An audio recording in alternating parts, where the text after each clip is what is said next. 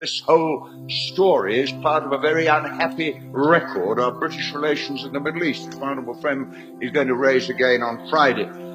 This Gulf War, looked at in the light of what we now know, was a war for profit, a war for oil, and a war for the control of the area. And now we are suddenly told that ministers who protested so vigorously about their defence of democracy and human rights were selling weapons to Saddam Hussein.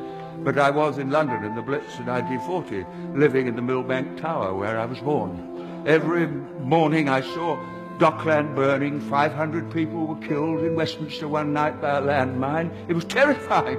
Aren't Arabs terrified? Aren't Iraqis terrified? Don't Arab and Iraqi women weep when their children die? Doesn't bombing strengthen their determination? What fools we are to live in a generation for which war is a computer game for our children and just an interesting little Channel 4 news item. September the 11th was a dreadful event. 8,000 deaths in Afghanistan brought back none of those who died in the World Trade Center. Thousands more deaths in Iraq will not make things right.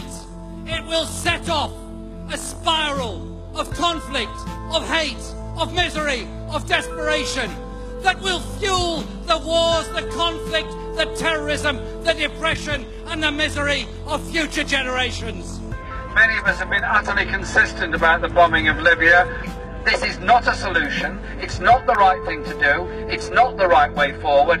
Western involvement brought about most of the problems. We arm them, we supply them, we profit from them, and we happily consort with them. The hypocrisy, the stench of hypocrisy, is something that gets on my nerves beyond belief. Whether it's a lack of strategy worth the name, the absence of credible ground troops, the missing diplomatic plan for a Syrian settlement, the failure to address the impact of the terrorist threat, or the refugee crisis and civilian casualties, it's becoming increasingly clear that the Prime Minister's proposals for military action simply do not stack up.